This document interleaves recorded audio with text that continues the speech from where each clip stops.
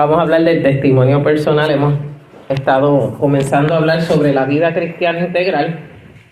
El texto central bien conocido, Mateo 5:16. Así alumbre vuestra luz delante de los hombres para que vean vuestras buenas obras y glorifiquen a vuestro Padre que está en los cielos. Se les repartió la lectura, ¿verdad? El pensamiento central dice: el creyente debe testificar de lo que ha hecho Dios en su vida. Las lecturas bíblicas pues las tenemos aquí en esta mañana. Vamos a estar en Marcos, en Juan y en el libro de los Hechos. Y en esta mañana vamos a hablar de lo que es el testimonio. Lo hemos hablado en otras ocasiones, pero vamos a repasarlo. El testimonio, como dicen los datos generales, es un testimonio, la declaración, narración o prueba documental que afirma la veracidad de un hecho, ya sea en un contexto judicial, histórico o personal. Se caracteriza por ser un relato en primera persona que busca evidenciar o dar fe de un suceso, sirviendo como prueba o referencia. Y ahí les defino lo que es testificar. Testigo, ¿verdad? Gloria al Señor, una persona que da testimonio de algo que ve. Y gloria al Señor, sabe que nosotros cantamos: testifiquemos que solo hay gozo, que solo hay paz y salvación en nuestras almas, y venceremos al enemigo. Cristo nos guía con victoria a la batalla. Tenemos otras definiciones, ¿verdad?, de los personajes que salen en la lección y los objetivos generales: demostrar bíblicamente la importancia de testificar la obra del Espíritu Santo en nuestras vidas, dar continuidad de la fe que tenemos mediante el testimonio y ser ejemplos del amor de Dios en nuestras vidas. Amén. Estoy en la introducción, hermanos, antes de ir a la lectura bíblica. Nosotros cantamos un himno que dice: brilla en tu lugar, ¿verdad? ¿Qué dice ese himno? Brilla en el sitio donde estés, brilla en el sitio. Puedes con tu luz algún perdido rescatar. Brilla en el sitio donde estés. Y el texto nuestro dice: así alumbre vuestra luz delante de los hombres para que vean vuestras buenas obras y glorifiquen a vuestro Padre que está en los cielos. Nosotros somos luz. Amén. Somos luz en medio de las tinieblas. Cristo es la luz del mundo. Amén. Gloria sea el nombre del Señor. Así que, hermanos, tenemos que brillar. Le cantábamos a los niños antes: que brille, que brille. Quiere Jesús que yo brille, ¿verdad? Que Jesús quiere que brillemos. Que nuestro testimonio hable por nosotros. Antes de llegar a un lugar, el testimonio de nosotros llega. Mira, ahí llegó fulana que le sirve al Señor, que va a tal iglesia, ¿verdad? Que va a la iglesia de la Loma. Amén, gloria al nombre del Señor. En estos días, ¿verdad?, que han pasado tantas cosas y he visto tanta gente. La gente se acuerda de mí, a veces yo no me acuerdo de la gente porque es la realidad. Escuchaba el testimonio de dos personas que me decían: yo me acuerdo de la guagua escolar cuando Huito la guiaba, y me acuerdo de Sepúlveda. Precisamente estaba Callita ahí, gloria al Señor, y había allí dos personas que decían: Julio siempre se pasaba invitándonos a la iglesia y nosotros nunca le quisimos hacer caso. Y yo dije: ¿por qué no se montaron en la guagua y se fueron para la Loma? Estuvieron sirviendo al Señor, ¿verdad?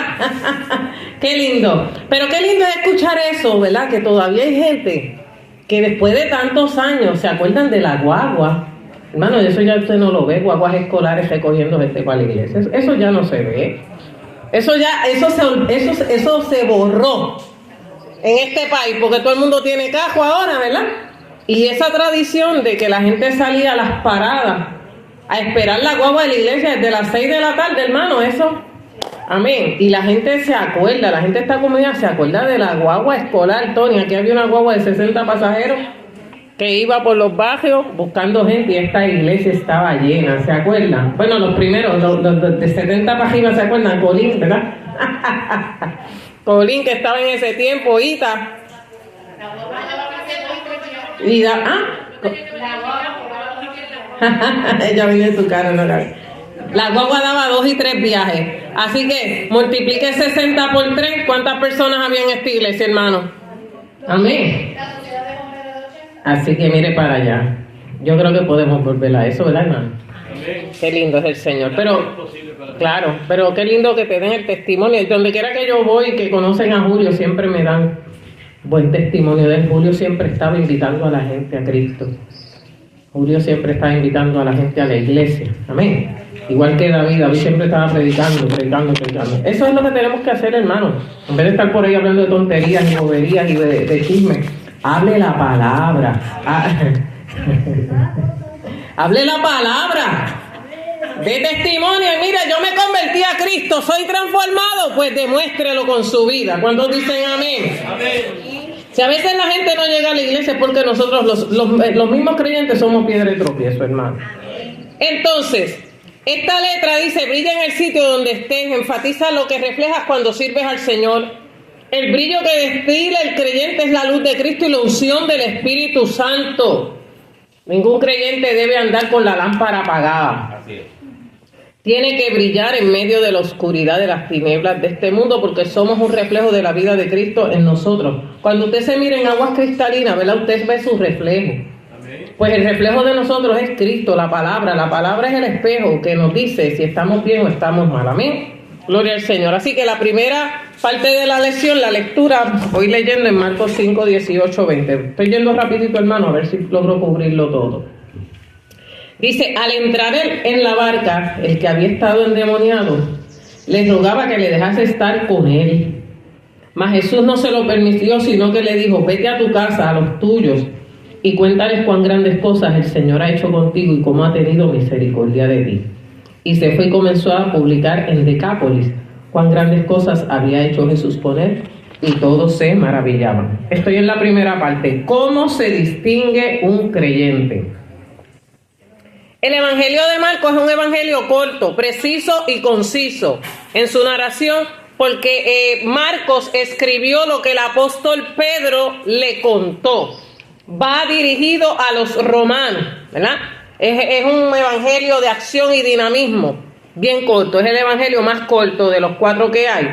Y está escrito con ese propósito: presentar a Cristo como el siervo del Señor, ¿verdad? Amén, gloria al Señor. De ahí la ligereza del libro. El marco de esta historia es bien conocido. El endemoniado de Gadara, los versos que yo acabo de leer.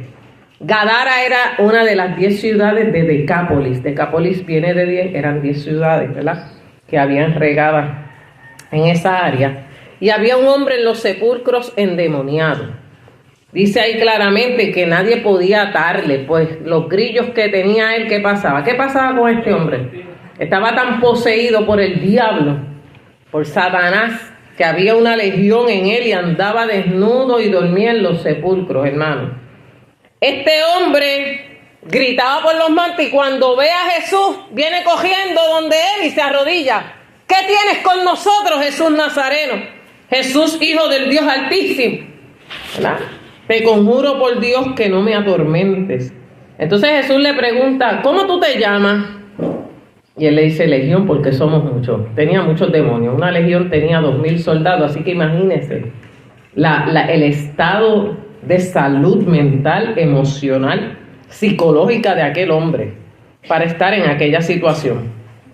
¿Qué sucede? Que Jesús va a reprender los demonios y los demonios le piden que no los envíe al abismo, que los mande al hato de cerdo. Y usted sabe la historia, que salieron los demonios, cogieron los cerdos y los tiró por un despeñadero y les rogaron a Jesús que se fuera de aquella área porque esa era la ganancia de ellos. Esto era una ciudad gentil, hermano. Sabemos que los judíos pues no comían el cerdo, consideraban el cerdo inmundo, estaba en la ley de Moisés. Amén. Así que por lo tanto, aquellos espíritus rogaron ser enviados a los cerdos y fueron precipitados en el mar. Y los cerdos se ahogaron, hermano, pero los demonios no. Que te quede claro, lo que murió fue el cuerpo que los poseía, pero los tipos siguieron por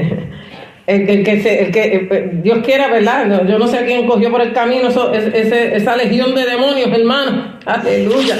Pero dieron aviso en la ciudad y en los campos de que Jesús estaba en Gadara.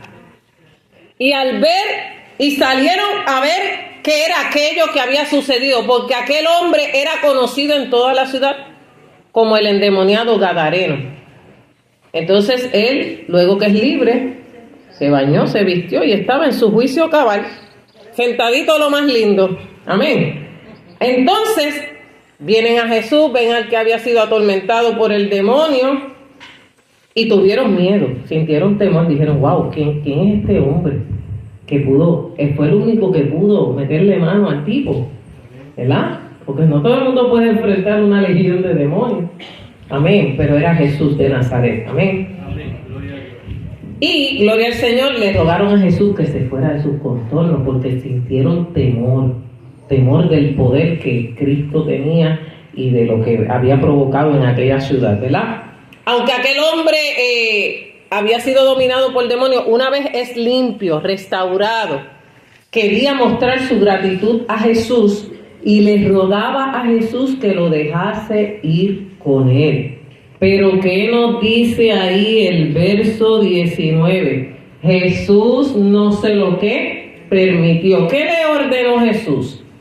Ve a los tuyos, ve a tu casa y cuéntales cuán grandes cosas el Señor ha hecho contigo. Porque posiblemente la familia de este hombre lo dio por perdido, desahuciado. Ese hombre se fue para el monte, se fue para los sepulcros y ya nosotros no tenemos contacto ni control con él.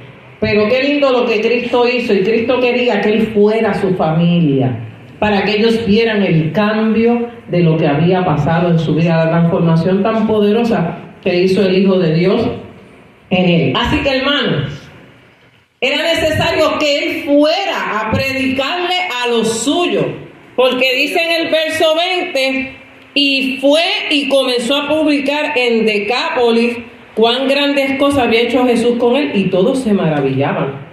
El gadareno se convirtió en un evangelista.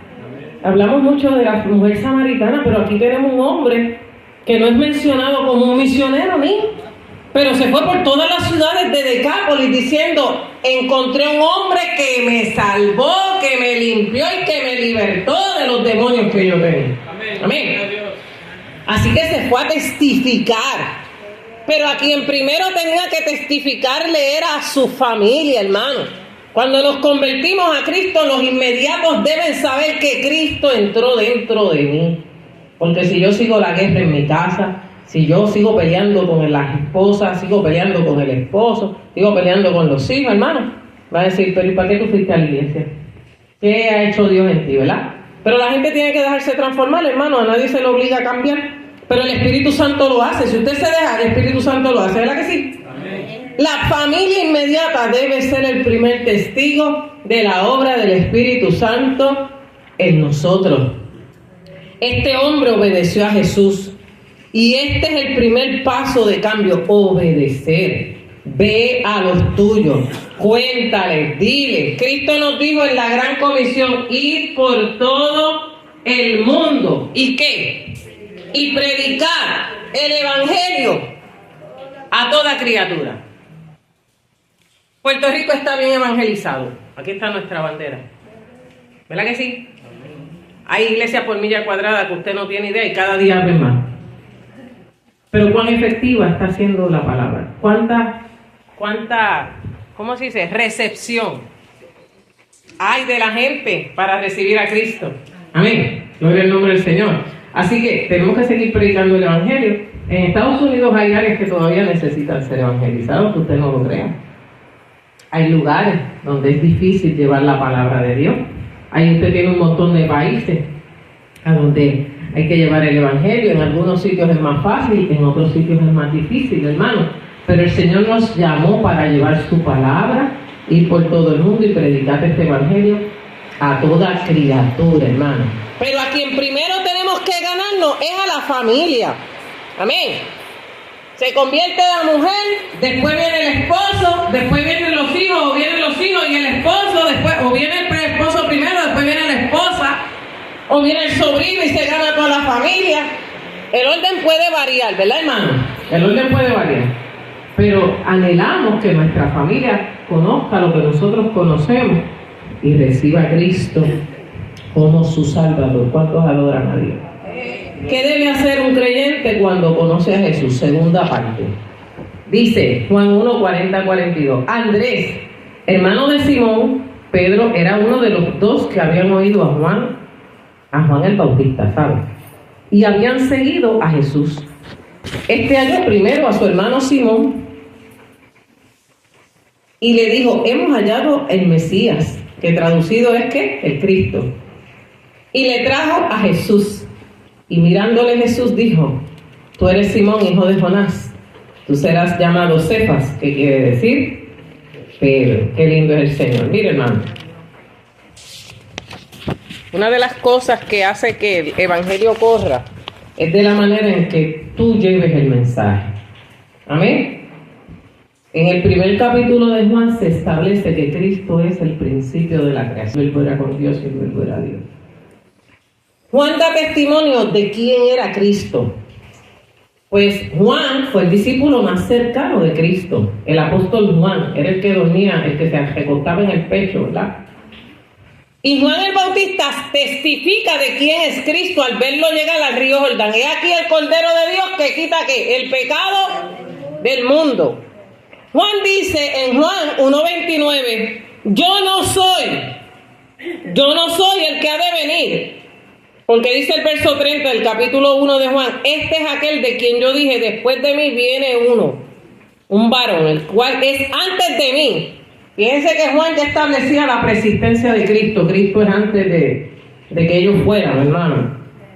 Porque era primero que yo. Y dice en el verso 31, y yo no le conocía, mas para que fuese manifestado Israel. Por esto vine yo bautizando en agua.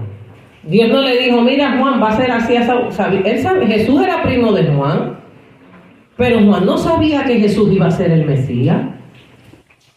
Eran primos, ¿verdad? Lo que se llevaban eran 3 meses de diferencia, según la palabra, hermano. Pero dio Juan testimonio que cuando vio el Espíritu descender sobre él como paloma, que Dios ratificó el ministerio de Cristo, amén. Entonces él supo que ese verdaderamente era el Hijo de Dios. A Juan no era el Mesías, él era el precursor del Mesías. El Mesías era Jesús y sabía que iba a morir, pero lo proclamó como el Cordero de Dios, porque él salvaría a su pueblo de sus muchos pecados. Ahora, Andrés, Pedro, Juan y Jacobo eran discípulos de Juan el Bautista, pero oyeron de Jesús. Y cuando oyeron de Jesús, vino Andrés, y Andrés trajo a Pedro, le habló a Pedro y le dijo, creo, he hallado al Mesías. Entonces lo trajo a Jesús, y Jesús le dice, tú eres Simón, hijo de Jonás, pero tú vas a ser Pedro de ahora en adelante. Juan trae a Jacobo, Jacobo trae a Natanael, Natanael trae al otro, y así se fue corriendo la voz de quién era Jesús. Fíjense que estos discípulos siguieron a Jesús antes de que Jesús los escogiera a los 12, porque Jesús tenía muchos discípulos. Pero cuando fue a escoger los 12, escogió a estos primeros, que fueron los primeros que recibieron esa confirmación de que Cristo era el Mesías, el Hijo de Dios. Amén. Así que miren que es bien importante, porque aquí está hablando del trabajo personal. Por ejemplo, yo le cuento, vamos a poner un ejemplo, le cuento a Pito, mira Pito, yo conocí a Cristo, vamos para la iglesia. ¿Ve? Entonces Pito se lo decía a Débora. Y Débora venía a la iglesia, y Débora se lo decía a mi prima, y mi prima se lo decía al otro, y así todos, ¿qué pasó? Fueron llegando ¿cómo? Llegaron al conocimiento de la palabra. Amén. Nosotros venimos de unos padres que se criaron, que estuvieron en el evangelio desde su juventud. Por lo tanto, todos los que nacimos en esa familia, nacimos con el conocimiento del evangelio.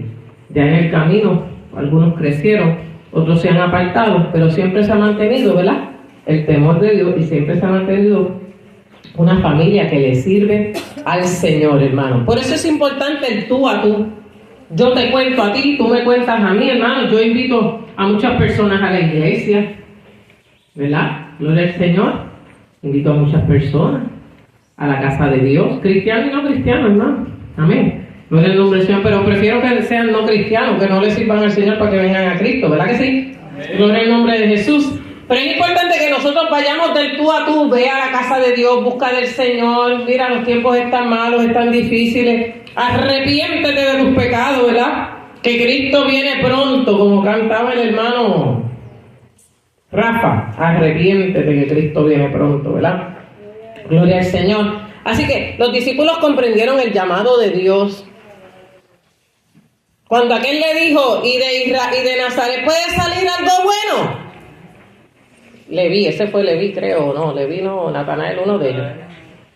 Y entonces le dijeron, ven y vente para que lo conozcas. Cuando tú lo veas, tú vas a saber si es él.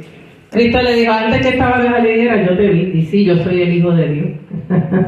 Gloria a Dios, lo confrontó con la misma palabra, porque él era un estudioso de la palabra, hermano, gloria al Señor, aleluya. Así que qué lindo es escuchar la voz de Dios. El que viene al Evangelio viene por el testimonio de lo que oye. Estaba viendo una escena antes de venir para acá o durante la mañana, gloria a Dios, de una película que se llama Amistad. Hoy que se celebra la abolición de la esclavitud en Puerto Rico, que fue en el 1822. Amén, gloria al Señor. Y en esta película de la amistad habla de los esclavos, cómo el Evangelio llegó a los esclavos. Y hay una escena bien interesante porque cuando el Evangelio no se podía predicar o que la gente no entendía la Biblia, ¿sabe cómo la gente conocía a Jesús?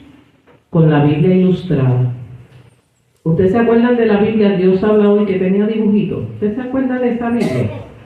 ¿Alguien llegó a tener una Biblia de esa? Que te ponían los muñequitos. Pues la gente que no sabía leer, ¿cómo entendía la palabra, hermano? Con los dibujos. Encantado. Exacto, gráficas, ¿verdad?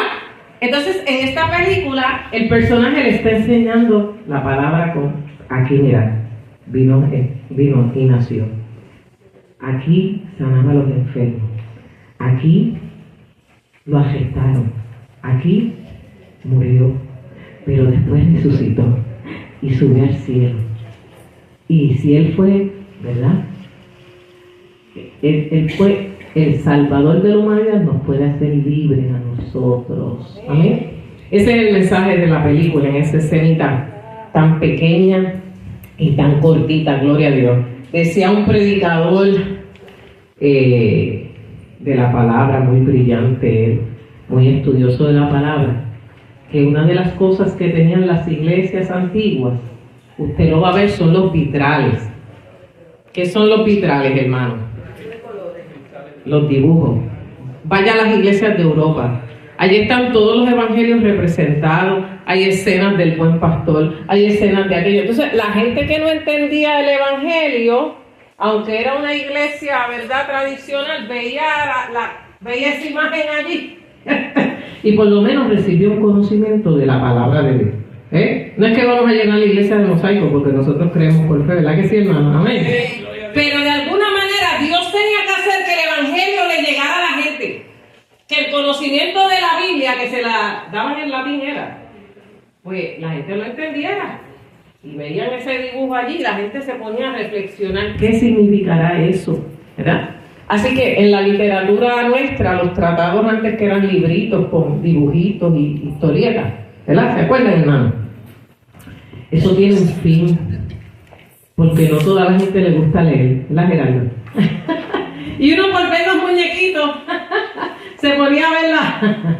Hay formas de cómic cristiano, hay Biblias que son completas e ilustradas, que se usan mayormente para niños y para jóvenes. Pero si algún adulto no entiende la palabra leída, pues que la lea, la vea así. Amén, cuando dice amén. Y por lo menos, porque hay gente que necesita ver para creer, hermano. ¿Usted me está entendiendo lo que yo le quiero decir? No es que vamos a llenar esto de dibujos y de cosas. Pero hermano, la gente de alguna manera se impacta con el mensaje. ¿Verdad que sí? Se impacta. Muchas iglesias tienen textos escritos en sus paredes, ¿verdad? Desde la puerta hasta la entrada. Tienen toda la iglesia llena de textos bíblicos. Nosotros teníamos una iglesia en Celada de Gurabo que tenía textos, miren, en cada paño de pared había un texto escrito de la palabra de Dios. ¿Qué hace eso con usted? Vamos a ver. ¿Qué hace eso, ese efecto visual? ¿Cuál es el efecto de esa palabra escrita? Que la lea. Si no abriste la Biblia toda la semana, llegaste a la casa de Dios, bueno, aquí está, clama a mí, yo te responderé. Ahí lo dice. Si usted no clama, pues, ¿por qué no lee ahí? Clama a mí, yo te responderé. ¿Verdad? Jeremías 33. Tenemos el de nosotros ahí, mírenlo. Amén. Antes en todas las iglesias había un texto así en el altar. Ahora muchas lo han quitado por poner otras cosas. Pero mire, hermano, ahí está el mensaje. Otros dicen santidad a Jehová. Otros dicen otras cosas. El día que quitemos el letrero de ahí, bueno, pues pondrán otra cosa, pero usted acuérdese de la palabra de Dios, hermano. Pero la palabra de Dios debe estar visible. La palabra de Dios debe estar expuesta. Porque si no la creen porque yo la predico, pues por lo menos ven el texto, y el texto ¿qué hace? La palabra de Dios es más poderosa que mi palabra. Es más poderosa que yo. Yo me voy a morir, pero la palabra de Dios, ¿qué dice? Permanece ¿para qué? Siempre. Permanece para siempre. ¿Cuántos alaban al Señor? Amén. Gloria a Dios. Así que la palabra de Dios es lo mayor que nosotros podemos testificar. Amén. Ese trabajo personal, ¿verdad? Gloria al Señor, de ir casa por casa, en trataditos, repartidos. Yo me gozo cada vez que veo a alguien en el pueblo repartiendo tratados.